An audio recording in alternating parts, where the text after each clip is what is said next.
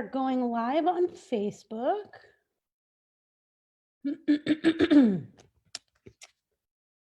And there we are. A beautiful view of all of our attendees this evening. Quite a few admins here. Let me add these people into our audience. And then we'll get started here in a second. Welcome to everybody who is joining us on Facebook Live. We just went live here on Facebook, and we are admitting just a few people into our Zoom here, so bear with us. Welcome back. If this is your second, third, fourth, or fifth Monday, welcome if this is your first Monday of our 10-minute reading series. We will get started here in a minute. We're right at 7 o'clock. So I'm just going to wait a few more seconds here to see if there's any last minute people who will be joining us via Zoom. Here we have one more admin, and we are live streaming on Facebook. So again, welcome to our audience. My name is Celeste Cosentino, and I am the Executive Artistic Director of Ensemble Theater, joining you here from my living room. This seems to be the place where we're all doing theater right now, in these current in the current situation that we are all kind of navigating, the pandemic. And actually a wonderful group of people. If you haven't been here in a previous Monday, this is now our fifth Monday of 10-minute plays that we're producing. There's a wonderful group of local writers who meet or used to meet every Wednesday in our theater space called Stage Rights. And what they ended up doing in a reaction to kind of what was happening with COVID was to have a Zoom meeting every Wednesday.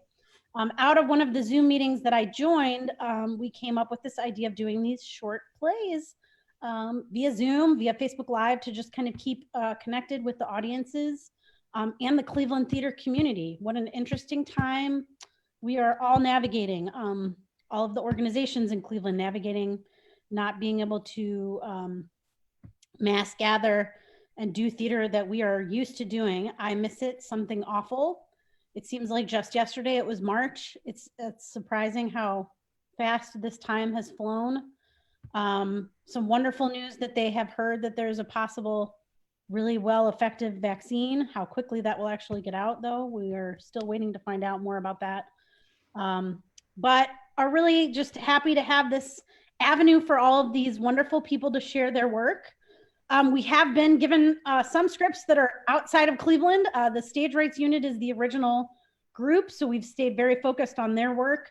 We're going to have a meeting and see if we want to expand our horizons. I've been actually being sent scripts from people from all over the country. What I think is really unique, and I'll say this one thing before we get started, is that what this digital medium has created is an opportunity to kind of cross boundaries that we might normally would not have been able to do without this kind of platform to do plays. So that's one positive that definitely can come out of theater in the age of Zoom, so to speak. Again, thank you for everybody who is joining us either via Zoom or Facebook Live. You'll see me look to my right a little bit. I have an iPad sitting next to me. It's just letting me see what's going on live on Facebook so I can make sure that I don't look totally foolish. But thank you everybody for joining us. We have three wonderful plays scheduled for you guys tonight. I did in the link of the chat of the Zoom put a link to where we keep all the information on the 10-minute readings, all the archived recordings of previous Mondays. So if you've missed any of the Mondays previous, and of course a link to donate to the theater as well if you are so able. But a lot of information on what's going on with Ensemble, these 10-minute plays, you can find on our website, how to support us. And what I would encourage everybody to do, whether you're on Zoom or whether you're on Facebook Live, is to comment in that thread, any responses you guys have to the scripts. As we're reading them, you're more than welcome to use the chat function. But during the readings, please keep your video and your audio off if you are not an active reader. Use that chat function to share your feedback. And then in between each reading, we can share what you guys think of the plays.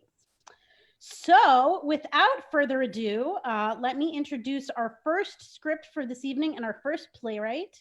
And what the playwright will do is just give you a little bit of feedback of why they wrote the play. And then, of course, either they or their person who's kind of acting as their stage directions reader will introduce you to their wonderful cast of local artists. I cannot stress enough how wonderful and how rich a fabric of artists we have here in Cleveland. So these are all local writers and local actors. So thank you very much. So first we have Cindy Dettelbach's Rodeo in the Dialysis Room. Cindy has been a longtime member of one of the original members of Stage Rights. So what I will do now is pass the mic over to Cindy and let her tell you a little bit about her play, and then we'll go from there. So Cindy. Okay, you can hear me? I can hear you. Very good. I had the opportunity of, not the best opportunity, to be in a dialysis room. And most of the people there were, like my husband, of a certain age and relatively quiet because they weren't feeling well. And one day somebody comes in who was much younger and just full of vim and vigor and was very willing or able, or thought he was able to change rules. He couldn't. But this character was what gave me the inspiration to write this little play, Rodeo in the Dialysis Room. And I want to introduce my actors: Tyler Whidden, who plays Randall, Lida Matrison, who plays Pearl, the nurse, and Josh Mandel, who's reading stage directions. Take it away, people. Rodeo in the Dialysis Room by Cynthia Dettelbach. Characters: Randall, the dialysis patient in his 40s, good-looking, outgoing, charismatic, one leg. Pearl, his nurse, 30-ish, plain-looking, no-nonsense, efficient at her job. The setting is a sterile-looking dialysis room. The props are a wheelchair, reclining chair, big dialysis machines. Randall, wearing shorts and an oversized cowboy hat, wheels on the stage almost recklessly in his wheelchair. Good morning, ladies and gentlemen. How are you all this fine, glorious Monday morning? Oh, whoa there, Mr. Mason. This is a dialysis center, not a rodeo. And I'm your one-legged cowboy, weighed, measured, and raring to meet my latest horse and saddle.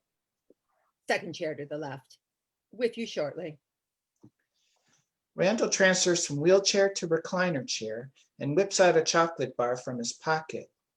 Pearl, noticing, rushes over and takes the chocolate bar out of his hand. No food allowed during the procedure. Nothing's proceduring yet. No food allowed here, period. Why the hell not? Rules. What kind of rule deprives a starving, virile young man of needed nourishment, sweet aperitif before his life's blood is drained from him? After dialysis is complete, we provide patients with a small protein drink. Top mine off with Grey Goose, the vodka, not the foul. Before we hook you up, Mr. Mason, please adjust your shorts in a less revealing position. How nice of you to notice. I like that in a woman. First, blood pressure. Left arm, right. That makes no mind, long as I have two arms to embrace lovely ladies like you.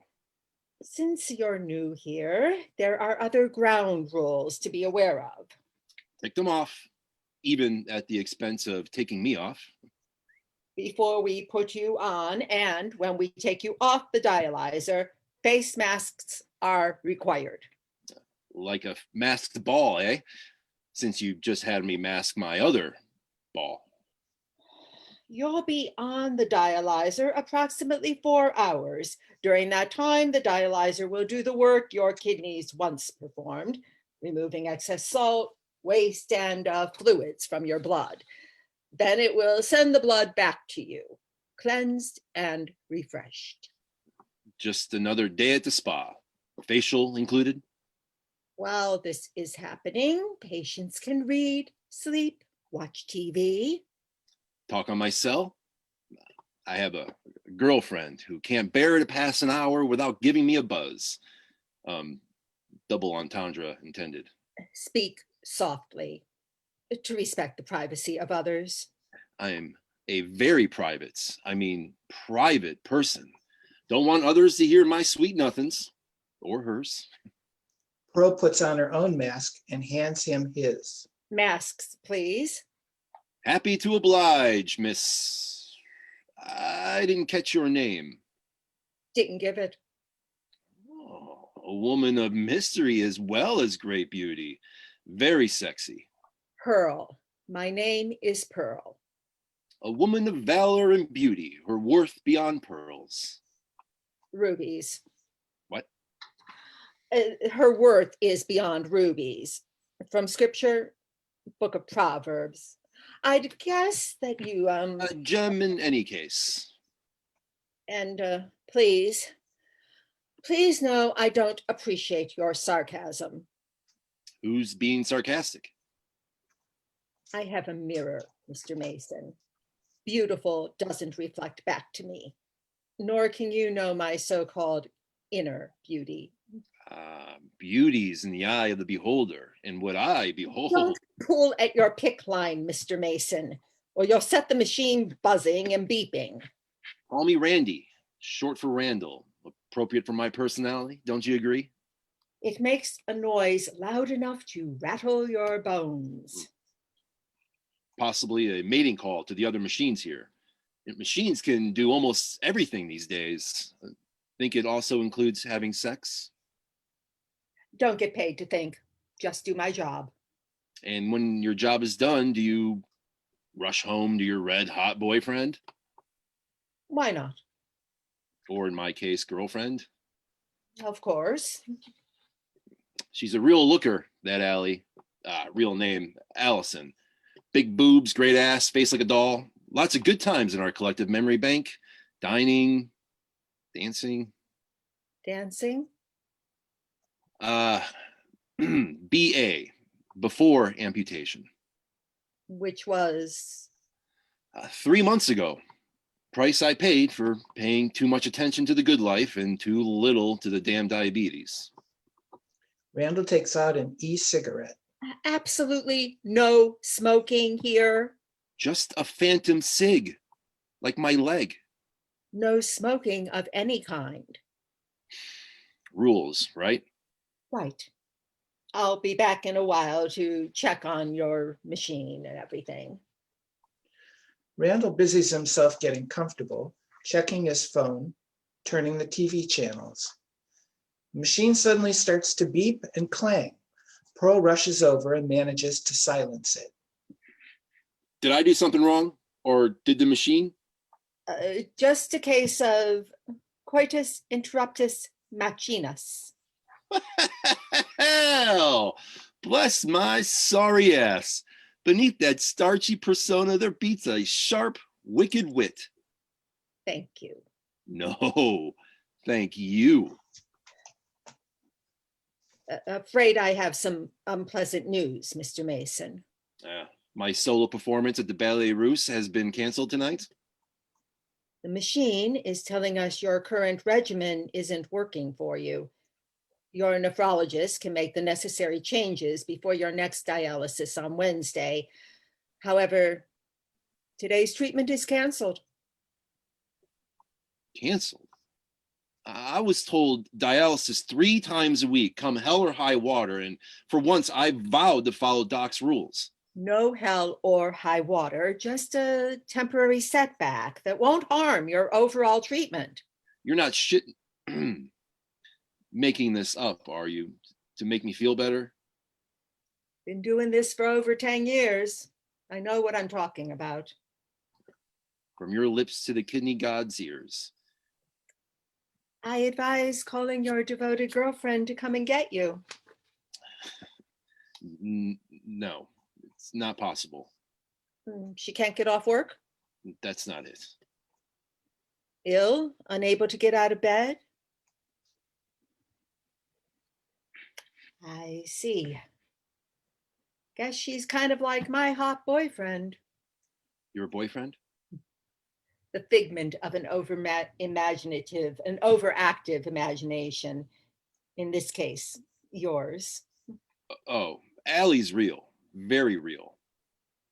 Just not your girlfriend. Not my girlfriend anymore. I'm sorry. Flew the coop once I lost 20 encumbering pounds on the left side of my body. Maybe the person who brought you can pick you up. Or there's always Uber. Uber Alice. Bad joke, Randall. You can do better. When the Uber is a couple of minutes away, let me know. I'll help you out to the car. Thanks. I'd like that, Pearl. No problem. Will you be here on Wednesday? Yes. Interested in having coffee or a drink somewhere after your shift and mine? Is this the run-up to one of your semi-pornographic jokes? No joke. Seems like you're a guy who's into, and I quote, big boobs, great ass, doll face. Like your Allison? I'm none of the above. Allie, God love her, was also dumb as a post. My lost leg had more smarts than her whole body. I don't need to know about your lover's shortcomings. What I'm saying is that for too long, I've missed a verbal sparring partner, and you're certainly that. Only during working hours. Is that a rejection, as in I don't dig one-legged guys, even if I don't have a red-hot lover at the moment? Call your Uber while I answer the needs of my other patients. Okay, I get it. Only too well. And come in a little earlier Wednesday. My side always fills up first. The end. Thank you all. It's great. Yay! I feel like we can maybe clap if we want to. If you want to unmute yourself to clap for a moment, you're more than welcome to. Yay! I feel so weird. I watched a digital production last night, and you can't hear the audience laugh and clap, and so that was definitely what was making it a little bit of a different experience, but this is at least a somewhat interactive. So we haven't allowed people to clap, but if you want to unmute yourself to clap, you're more than welcome to. We're going to make that possible now. Hey, Cindy. Hey, Cindy. Yeah. Love Tyler. Wonderful. Tyler, you were great. So yes, if you are now not an actor or a playwright, if you could remute yourself, that would be great. Some of the comments that we got. Oh man, Tyler, we miss you. Yep, Tyler is nailing this part. Good job, Tyler. You're getting all the good feedback. Lena and Tyler, you are both excellent, wonderful reading, and thank you. Ed Walsh says nice turn at the end. So Cindy, good job. Yes, very interesting turn at the end there, Cindy. Very well written little piece. So some wonderful feedback here from the audience. Very cleverly written, witty, engaging, and well acted. Poignant and beautiful from Jean Madison, who is watching us on Facebook. A bunch of clap emojis from my mother-in-law, Rita. Ian's mom was watching. Hi, Rita. I didn't get a chance to say hi. She's watching us tonight. About 30 people watching us on Facebook Live and about 30 people watching us here on Zoom. So a good audience this evening. I feel somewhat like almost maybe quite close to a somewhat full house. Cindy, we really enjoyed it from a Barry Galvin. Great job, Cindy, from Cindy Verbelin. Diana Frankhauser, a bunch of clap emojis. So wonderful job. I mean, that's such a cute little piece. And I hadn't read it in a while. And then hearing you guys doing the Zoom rehearsal reading with actual people versus just reading it on the page was really wonderful short play, Cindy. So thank you so much for that. Really amazing that you can get so much goodness in such a short amount of time, you know. Fun reading with you, Tyler, from Linda. Oh, nice work, Cindy. Thanks for the chance. So Tyler approves. That is always good. So What about me? who yes. I love Cindy's work. Yay, I'm Leah finally here. has very high praise for you. Wonderful. Thank you for joining us. So we'll go ahead and we'll move on to the next script here. If you are not in Molly's play, if you could mute yourself and then turn off your video, that would be great. And I'll go ahead if there's any additional things that come through, I will share those at the next break between the two. If you want to go ahead and Molly, tell us a little bit about the script that you wrote. And if you want to introduce your actors, we'll go on with the next show. I think there's two names for this script. The first, I Thought You Were Killing Me, or 40 Years and Counting, by Molly McFadden. So I will pass the baton on to Molly, and you can tell us a little bit about why you wrote the play and introduce us to your actors. Yes, hi. I wasn't sure which title to go with. I just celebrated my 40th anniversary, and this little incident really did happen. And I captured it, and I said, well, you know, when you've been married for 40 years, it shows how you maneuver through those charted waters, and it can be bumpy at times, but in the end, you watch each other and you cover each other's back. So you hope. And I would not have done this had it not been for stage rights and, you know, ongoing with coming up with ideas and content and conflict and dialogue and, you know, on and on. But fortunately, we have a wonderful array of writers and actors, and I've got two of the best. Agnes Herrmann, who will be reading the role of the woman. I didn't name these people because I just didn't know what to name them. And the man, her husband, Paul Slimek. So I said, go ahead, guys, have fun. It's a little bit like, it harkens back to Elaine May and Mike Nichols. That's what it feels like. So I will read a few stage directions, and then these two wonderful people will go on down the road with their talent and banter.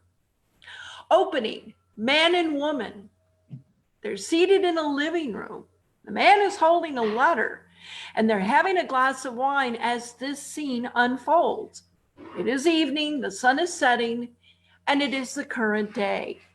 They are in their early 60s and they are married for 40 years. Man. What? Say what? Yes. Oh, this is a relief. What is? This letter. Now you won't kill me. And we can celebrate our 40th anniversary with joy and contentment. That letter gives you joy and contentment? Absolutely. But you may still want to kill me when I tell you the whole thing. What story? This letter came in the mail today and I couldn't locate it. Now I find it without the envelope, but I don't remember opening this. So what does it say? It's from the Parking Violations Bureau. What did you do? I got a ticket. Oh, is that all? I gave up wanting to kill you for tickets years ago. You did? Yeah, I got bigger reasons to do you in. Then why do you still get on me for parking in the disabled parking spots? Because you're lazy and you know it's wrong. You're not gaining any karma points when you pull this stunt. No matter how much you argue about the fact that they don't need all those spots, and most people have expired tags hanging from their mirror anyway, plus they probably borrow them from other members of the family. Oh, come on, admit it. You just hate that you can't park your car where you're going. That's someone in charge is saying no to you and taking your rights away. You finished? Of course, honey. Please continue. Are you going to go to prison? Did it ever occur to you that as a disabled veteran, I should get equal access to those spots? You're just lazy. Is lazy a synonym for husband? Oh, stop. I don't believe that. Well, sort of. I can't win or lose for you. Oh, good God, what is this all about? A couple of months ago, I received a letter. about a $250 parking ticket for parking in a disabled spot over at the store on 117th.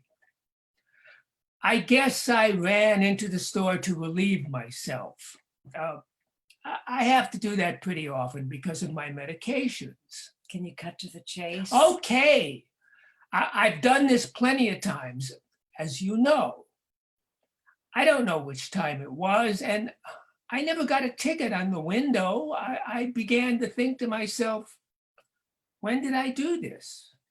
How did they know it was me? How did I get caught? Needless to say, I was upset, and I knew I couldn't confess to you because I hate you always being right and all the lectures. So when I got the summons in the mail, I decided to fight it. Fight it. You were as guilty as sin. Would you listen? Proceed. I decided to write them a letter to plead my case. I said what I did was shameful and I was sorry for my transgressions. Then I mentioned that I am a 75-year-old disabled Vietnam veteran of the Marine Corps. I asked that they please forgive this ticket because my wife will probably kill me when she finds out. She is an honorable citizen and never thinks to park in these handicapped spots. I closed by promising them I'd never do it again. Well, good for you. And so? And so they said, in essence, you are off the hook. Off the hook? Thank you for your letter. You are off the hook, and we hope your wife finds it in her heart to forgive you. It didn't say that. Of course not, but I thought they should have added that bit. You are released from any and all fines, and your balance is 0. Well, my. What? Did you wonder why the letter was on your table without an envelope? I did. You see, I don't remember at all opening it. I just slipped it into the pile under the newspaper. This is so strange. And you say you never received a ticket on your windshield, but you felt you were guilty because you do this all the time, right? Right. What are you getting at? Well, I thought you were going to kill me. Why? I got that ticket. It was me, not you. Not me? No. In fact, I was waiting for the summons in the mail. Me, the one who harps and preaches about the shame of even considering doing such an act to those in need. Yep, it was me. Bad day to rack up karma points. So I get to kill you?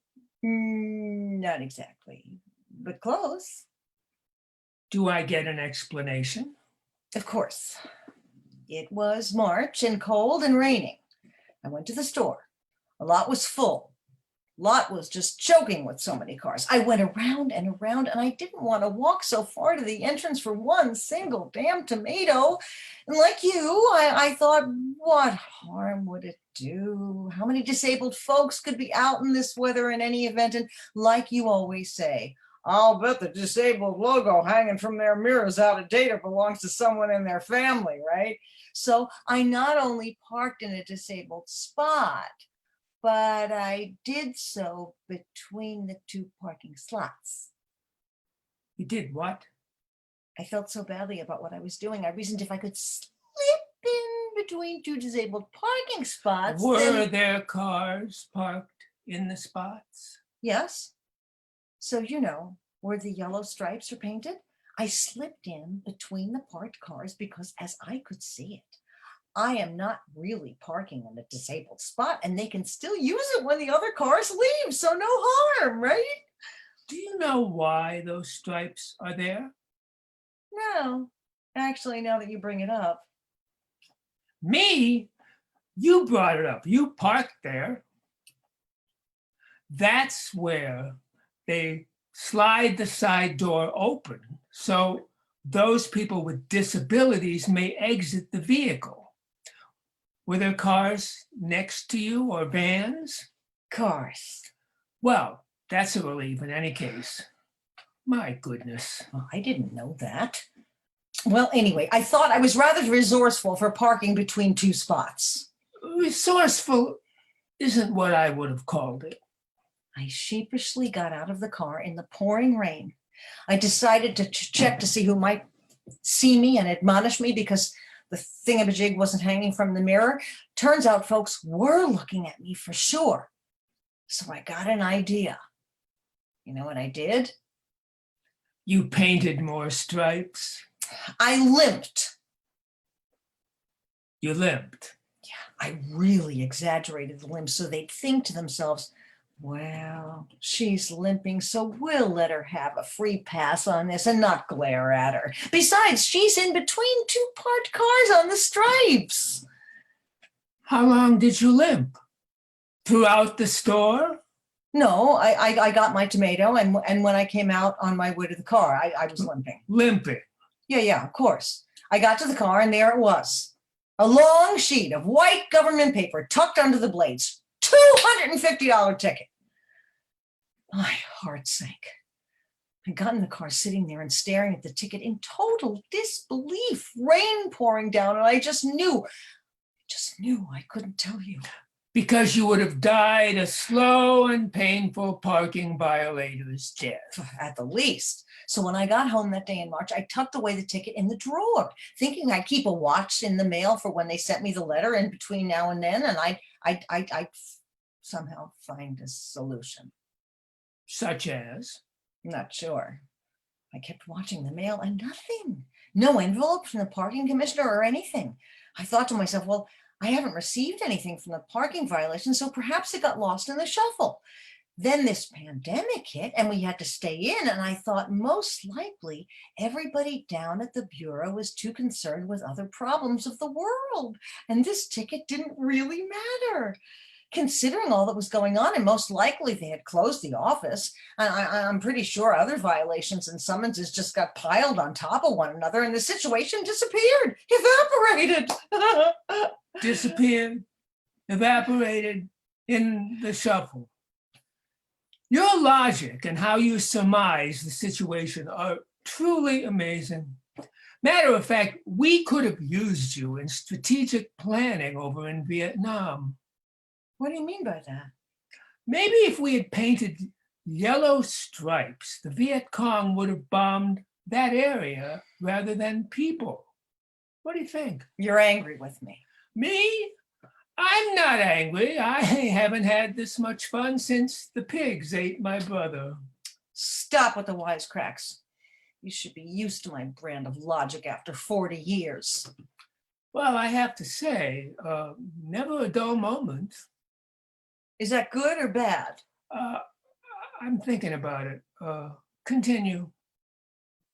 So this evening when I saw you bringing in the mail and I noticed the lettering on one of the envelopes saying parking violations, busted, my heart sank and I just knew I was caught. What do I do now? Oh, yes. And when you left the room to pour wine, I took the letter from your pile of letters, ripped it open. I was stunned because it said, "Thank you, Mr. Bailey, not to me, but to you for the letter you wrote about why you felt you shouldn't get this parking ticket." The letter concluded that you don't owe a dime, not a single fucking dime. I looked at the date the ticket was given and it was the same date that I received mine. How could this be? I thought to myself. Exactly how could this be? How do you feel? I could use some more wine. Oh, no, not on your life. Fine. So then I thought to myself, well, perhaps you did get a ticket by any chance at the same time. You might have, and you weren't telling me about it because you knew I would kill you. Doubtful. Or when you read the summons letter, by the way, when had it arrived? Oh, months ago. I missed it. Anyway, I thought to myself that when you opened it up, perhaps you thought, it wasn't me. Oh, this is her ticket. Bet she's worried. So being the good guy I am, I won't trouble her. She's such a dear person and I love her so much. How about I write a letter on her behalf? Good man that I am, and get her off the hook before I kill her. You think? No. I was just so curious as to why you got this letter and not me. Finally realizing nobody tonight is going to have to cough up $250. I felt I was in a safe zone and would just leave the letter by your chair so you couldn't read it and then tell me all about how this came about, which is why you found it without the envelope. Clever girl. You sat there and let me confess and spill my guts, getting ready to beg forgiveness because I was never going to let you take the rap, guilty or not guilty. I'm not that much of a rat, right? Right, but methinks you confessed because you got off the hook. Perhaps. In any event, nobody's going to kill anybody, right? Right. Plus, we have to promise one another that we must never park in those spots, ever. Look at it this way. We got a free pass, and, well... Okay, but we could park where they hold them for women who are pregnant. Stop! You are so bad. I was just kidding. Okay, so... So... Happy 40th anniversary! Mwah.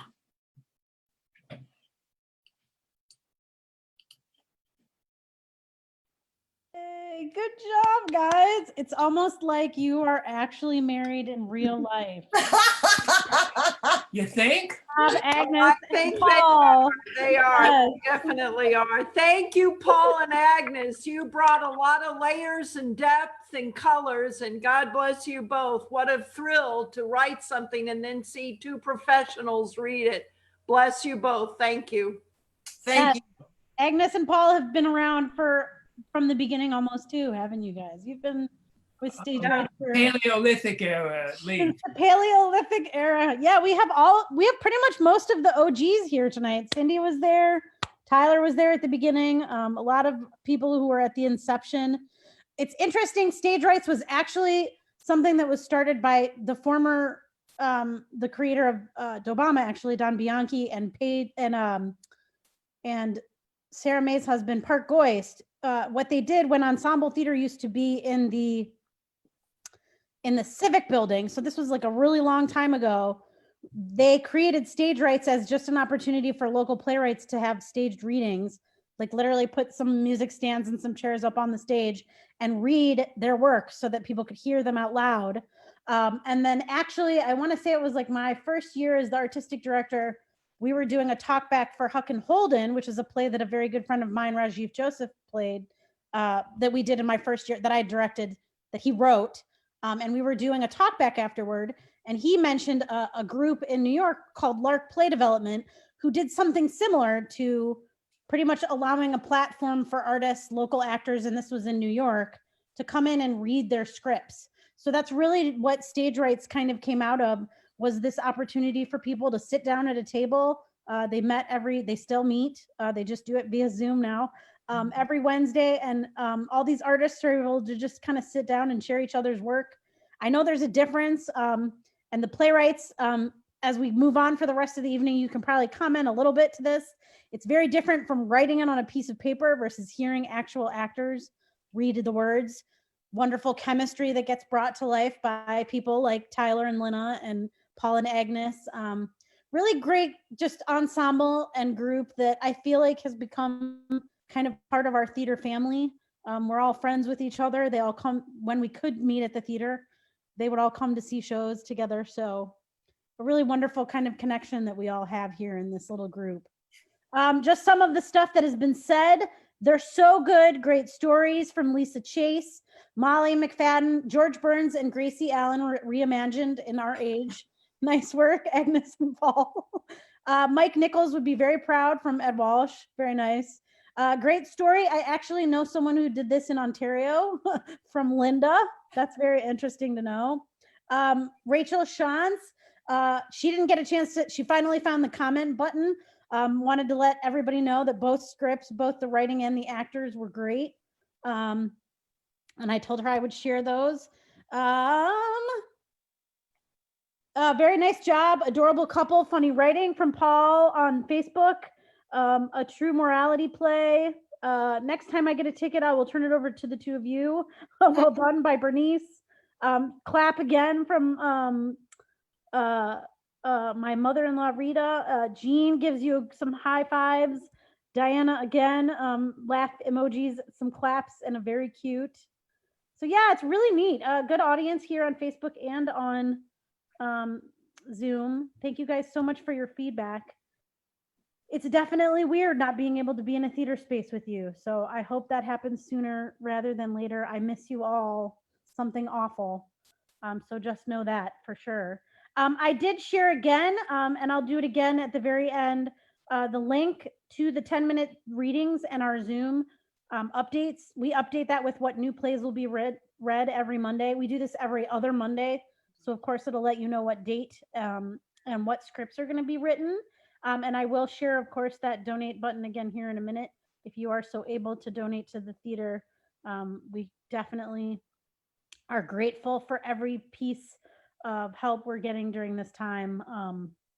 We've been able to do some things, which is wonderful in our space because we're not actually physically able to use it. But again, you know, navigating this pandemic for all theaters right now has been a very interesting dynamic, that is for sure.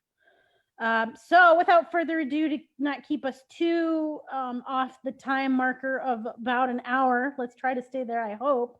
Let me introduce our last piece. And what we have is another veteran of stage rights. I know, Ed, you've been in stage rights for quite some time. So everybody who is in Princess Prevails, if you could please turn on your video and your mic.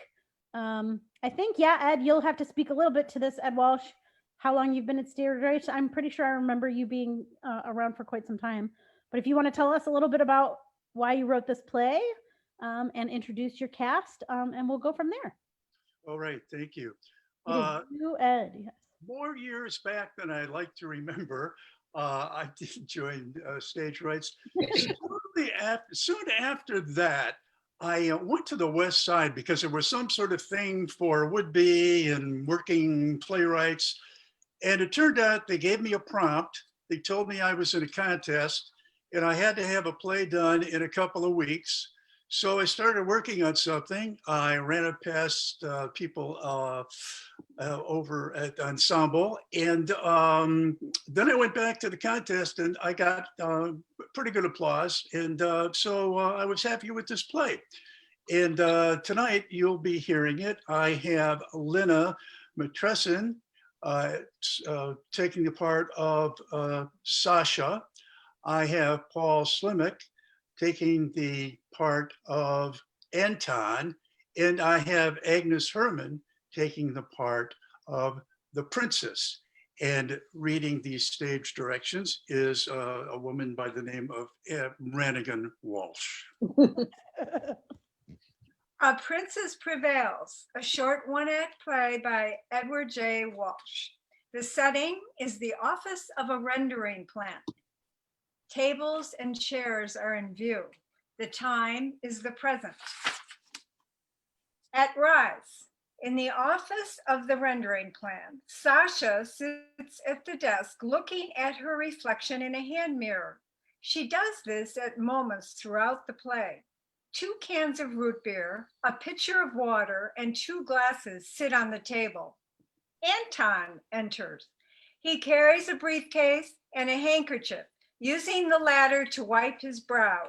He places the briefcase on the table and opens it. It's hot enough in the plant to melt butter, and those chickens stink to high heaven. My eyebrows, they need waxing. Sasha, open a can of root beer for me, yes? Oh, and my skin is so dry. I need a facial. You're not thinking of leaving to get one now. Sasha opens 1 root beer. I am staying right here with the air conditioner. Once we settle this business, we can breathe easy. Oh, she's coming? Any minute now. Are you sure she is what we want? Yes, little sister, the doctor confirmed it. Anton takes root beer. Mr. Krebs will be pleased, very pleased. He will if she agrees to it. How can she not agree? Some of these young ones just aren't grateful. 10 times swigs from open root beer. How true. Especially the pretty young ones like her. She is a pretty one, all right. It's the men on the line who started calling her princess. Well, at least we can use her good looks to our advantage. Maybe we should offer her a root beer. You know, make nice. You have just one more left. Well, a glass of water then. Sasha pours glass of water as there is a knock on the door. Oh, that must be her. Put a smile on your face, Sasha. Look friendly. Come in. Princess enters. Excuse me, Sasha, Mr. Anton. Doctor said you want to see me quick? Yes, we do want to see you. Have a seat, Princess, and a glass of water. Thank you. Princess sits and sips water. Anton stands and sits throughout. Doctor finds something bad? Oh, not at all. So health is good. Well, as a matter of fact, very good. But I do have a question. What is question? Are you happy working here at our rendering plant? Now, be honest. Turning dried blood and feathers into food for chickens, okay for now. But you do need the work. Oh, yes. Work is hard, days in plant long. Smells not so good. Sometimes very hot, like today. Get very thirsty. Sometimes wish could make more money, but time will come when debt to you is paid. Then get education. Go to work in office with air conditioning like you have in here. According to the contract you signed, your debt will be paid off in 2 years and 6 months. That's if there are no interruptions. What mean interruptions? He means missed payments for what it cost to get you here. But I am paying you money back from time and trouble. Well, yes, but if you were to miss any payments, there would be penalties. You understand. I not miss any payments. You take out regular each pay for rent too. But what happens if things change and you're not able to make the payments? Why would things change? The truth is, Princess, Anton and I have been making sacrifices. I've given up smoking Cuban cigars. I don't remember when I've had my last Botox treatment. I'm driving a 3-year-old Lexus. I've canceled my week at the spa. It cost us a fortune in lawyers' fees to have grandfather declared incompetent. Now he's countersuing to regain control of the plant. Claiming fraud and making other awful accusations. Which means more lawyers' fees? On top of what we've already paid out. Between crushing the old goat's claims and running the business, well, we're just keeping our heads above water. Water is coming into plant? It's an expression, Princess. It means we can barely pay our bills. But you can help solve the problem. Me? Me? How could I do that? By doing us a favor. What is favor you want me to do? You know Mr. Krebs, the state inspector who comes by twice each month? Oh, yes. Mr. Krebs is older man with long white hairs growing out of ears and nose, but bald like soccer ball on top. That's him. Yeah, that's him, all right. He always gives me crooked smile, offer me stick of gum. I take gum, but put in pocket to give to some of the little kids at the house where I rent. Oh, that's very sweet of you, thinking of the children in that god-awful house. Yes, very sweet. Mr. Krebs thinks you're quite pretty. Matter of fact, he'd like to get to know you better. Much better. Too busy turning dried chicken blood and feathers into poultry feed to talk to him or anyone else. No, He'd like to get to know you better away from the production line. Yes, he'd like to get to know you at the place where he stays each month, when he's inspecting our plant. At the Hideaway Motel. It isn't far from here. Oh, no, I could not do that. What would, Laura, how could you say that? Unsatisfactory. We don't care how it looks, Princess. We need you to visit Mr. Krebs. Why would I visit that motel? I know he have what you call something up sleeve. Mr. Krebs gave us a list of 6 young single women in the plant that he considers special. But he wanted to know which of them were virgins. Anton takes medical report from briefcase and waves it at Princess. This report from the company doctor says that you are a virgin. Doctors say just routine physical. That is no one's business but mine. Well, you see, it's our business too. How is that so? We need Mr. Krebs to ignore 17 violations he found while inspecting our production line. Especially the violation that cost that Serbian girl 2 fingers and a thumb. Production had to shut down for the entire day. What was that girl's name again? Oh, I don't remember. Tihana. Her name was Tihana. Whatever happened to her anyway? She just disappeared, ran off from the hospital to God knows where. She was good friend. Felt bad when she lost thumb and 2 fingers. Yes, well, we felt very badly too. Didn't we, Sasha? No, terrible. Especially when we tried to explain to Mr. Krebs what had happened. That was an uncomfortable moment. He wanted to know where the thumb and 2 fingers were. Damned if I know. Must have ended up with the chicken feed at the end of the line.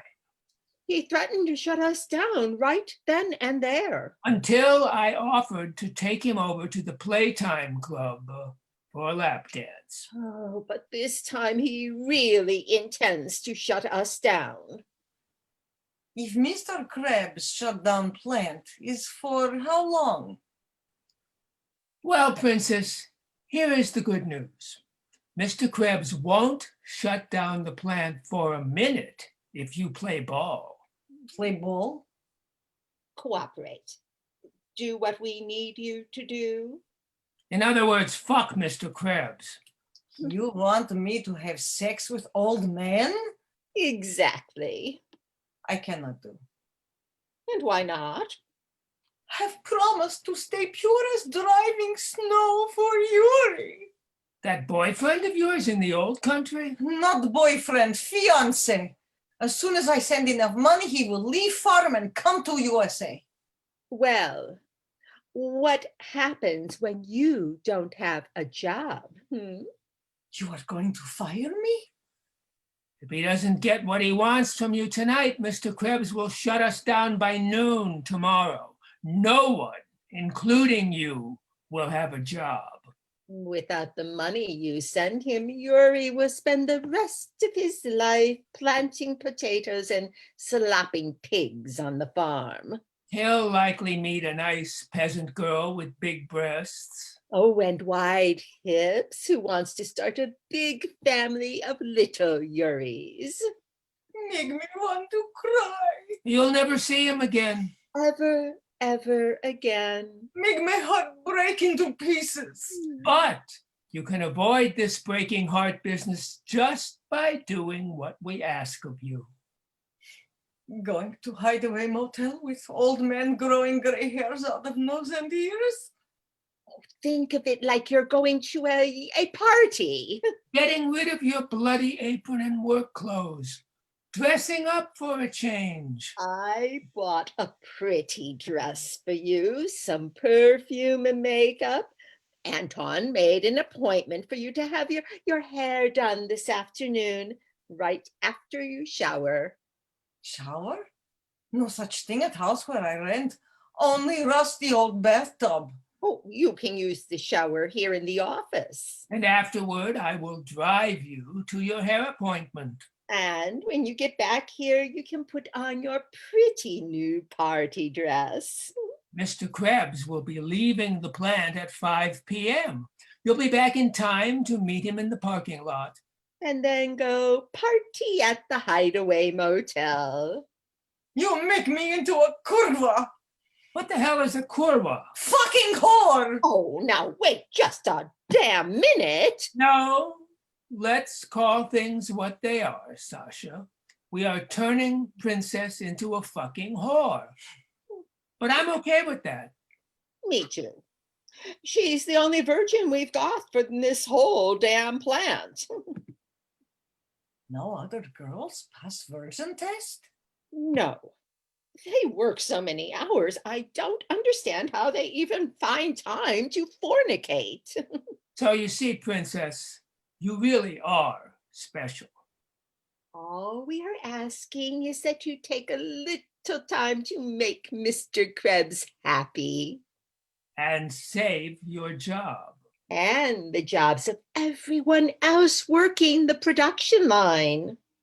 And keep plant open for you. Well, there won't be any jobs for anyone if we have to close the plant, will there? That means no one will be earning any money. All because you won't do a simple favor for us. Mr. Krebs, he has money? I suppose, yes, he has money. He's single. He had a full head of hair when he first showed up here.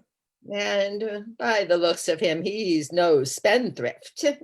What is spendthrift? Someone who spends money instead of saving it.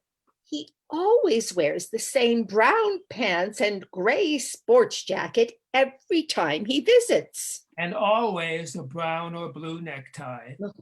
And he always expects us to treat him to lunch. All of which leads us to believe Mr. Krebs has saved quite a bit of money over the years. He do it to me? I want money. What? I can't believe it. You want him to give you money? That's what whore does. Give sex for money. I have to say, I am surprised you would think of such a thing. I send the money to Yuri so he can get here faster sooner than later. Anton, how do you think Mr. Krebs would react if she asked him for money? Well, I know he is hot to trot with Princess. Does hot to trot mean he pay it to do to me? I have no doubt he wants to do it to you, and I'm sure Mr. Krebs would happily fork over a few dollars for having done it. Fork over? Fork over. It means give you. Give me money. Do we need an interpreter here? Yes, give you money. Fork over. Yes, for sex. Okay, you will fork over too. Why, we're showing you how to save your job. What more do you want? Different job from what I got. Oh, you do you? Production line, not good place to work. And what's wrong with it? Think of Tehana and her missing thumb and fingers. I see them going away on production line, so chickens had to eat them. Now, really, I think that Tehana was careless. See too many workers with fingers missing. I want to keep mine. You are asking quite a lot, young lady. Want more in paycheck too. I think we could manage a 10-cent an hour increase. Not enough. Say 20% more in paycheck. A new job and a 20% raise? Well, that's outrageous. Out of the question. Okay, then find another virgin. I leave now. Princess rises. We'll fire you. We'll report you to the authorities. You'll be deported. And you two will not have nice air-conditioned life here in office. Business closed. Could be fines for taking advantage of poor illegal women. But maybe that'll leave you plenty time to fight with crazy grandfather. Princess walks toward door. Sasha and Anton exchange looks. Wait! Stop! Princess stops. Anton and Sasha confer. We can't find another virgin by 5 o'clock. I wouldn't even know where to start looking. Would Mr. Krebs settle for a lap dance at that awful place you go to? No, I'm afraid not. Well, if she insists on the raise, I'll skip a few more Botox treatments. And I'll wait another couple of months before leasing a new Lexus. Agreed? Agreed. All right, Princess. A 20% raise. And different job. We'll put you on the production line for meat and bone meal. No good. Still big chance to lose fingers and thumb. Well, just what kind of a job do you want? Want to work here at office with nice air conditioning. Now that's absurd. Doing what? Keeping Mr. Krebs happy old man when he visit plant. Sasha and Anton exchange looks and shrug. She drives a hard bargain. Yes, but it does beat going out of business. And having grandfather sue our asses off for malfeasance or defamation or some other damn thing. Well, Princess, can I offer you a root beer? Would like very much. Sasha, open that can of root beer for Princess, would you? Sasha opens can of root beer. Would you like the root beer in a glass? Yes, very nice, please. Sasha pours root beer into glass. Princess picks up and looks into hand mirror. Maybe get what you call highlights at hairdresser. Look like Jennifer Aniston for when Yuri sees me. What you think? Blackout. Very interesting. Thank you, Agnes and Paul again. And thank you, Lena. Thank you, Ed. Lots of stuff packed into that short play.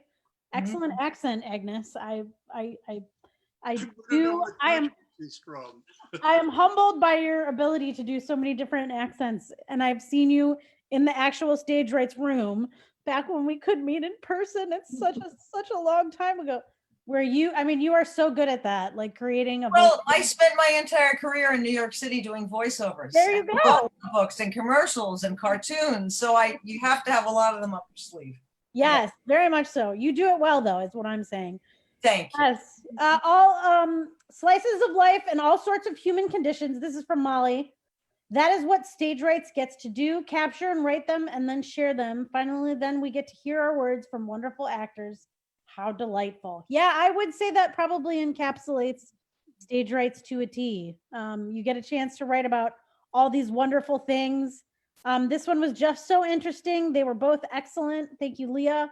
It's very interesting what some of the things that we have done in the past with Stage Rights is kind of paired our playwrights with whatever show we're doing in our main stage. We would give them sometimes prompts on certain themes and topics that you could write about that would spur some of these short plays. Also, some longer plays have come from those prompts. So really interesting material that everybody's getting to write about. So yeah, really a wonderful group of writers. Hoping to continue to keep our Stage Rights people involved in the 10-minute Zooms. We might expand to including some voices from outside of the Cleveland, outside of the land. I don't know yet. We'll talk about that. Cindy and Agnes and I will have a little powwow and discuss as we are getting sent some scripts from outside. But again, Ensemble Theater, really trying to stay connected with our audiences. Thank you, playwrights. Thank you, actors. For just continuing to stay connected during these crazy times. We do have some virtual programming that we're working on starting in January. That announcement will come out soon, so stay tuned. I'm excited about a couple of projects that we may be able to work on digitally, and the more those kind of settle, we'll let everybody know what's going on. Thank you to all. So great to see you all. Love you. Oh, thanks, Tyler. Yes, we miss you. We'll have to wrangle you in again soon sometime. So yeah, stay tuned because we do have some stuff that's going to be planned for January till the spring and summer. And of course, you know, oh my goodness, stay at home if you can. It doesn't seem like the numbers are going down. So please, if you don't have to leave your house, don't do it. No, I mean, I know we're all trying, but if you do have to leave, you know, and go anywhere, wear a mask. If you want to see live theater again, please do that. Because the worse the numbers get, the longer we can't be around one another. And that just makes me horribly sad. Thank you, Cindy, for inviting me to hear these. I loved it. We'll look forward to the next Monday. Yeah, these are just great, you know, 10-minute plays are really nice and tight opportunities to kind of connect with one another. So thank you again, everybody, for joining us. And again, I included the link to our Facebook page. So I just wanted to remind everybody, if you go to ensembletheaterclee.org /10-minute reading Zooms, or if you go on our website, there's a link to the 10-minute plays. It'll just kind of let you know what the next scripts that we're going to be doing. Give us a couple of days after today to update it, but we'll let you know what the next 3 10-minute plays are. And then we're going to do a major update to the website and kind of let everybody know what's going on for the remainder of our 2020-2021 season, as unorthodox as it will be, with kind of all of the timing being a little bit later than we would normally do. So if there's anything else anybody would like to share before I sign us off here, please feel free. Joey Bauer, thank you to all you for all you've done. Oh, thank you. Yeah, and thank you guys. I mean, I wouldn't be here if you guys weren't here. So thank you for providing me something to do. And if you want to be involved in stage rights, I did realize, let me actually share that link with you all here really quickly. They do meet every Wednesday from 7 to 9 p.m. I'll include this here really quickly. And I'll also go back and include it in the Facebook feed. If you want to join their stage rights unit, it's open to all Cleveland kind of actors and playwrights. If you have a couple of pages that you want to hear read, Agnes and Cindy do tend to kind of lead the charge, and then I'm helping out too.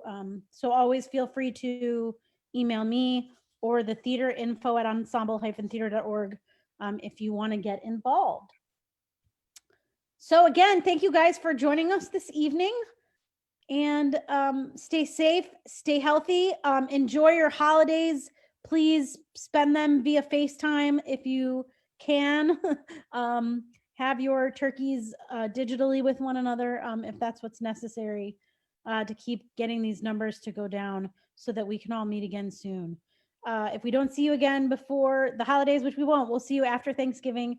Have a happy Thanksgiving, and we'll see you on November 30th. Bye, Agnes. Bye, Paul. Bye, Lena. Bye, Ed. Bye, Molly. Bye, Cindy. Thank you all. Bye, actors. Thank you all, audiences, for joining us. For everybody on Facebook, thank you again for joining us again. And we'll see you again on November 30th. Not this coming Monday, but the following Monday. And I'll hang out here for a few minutes until everybody exits our Zoom. And goodbye to everybody on Facebook Live. We'll be ending our Facebook Live stream here right now. Thank you for joining us again, and we'll see you in about 2 weeks.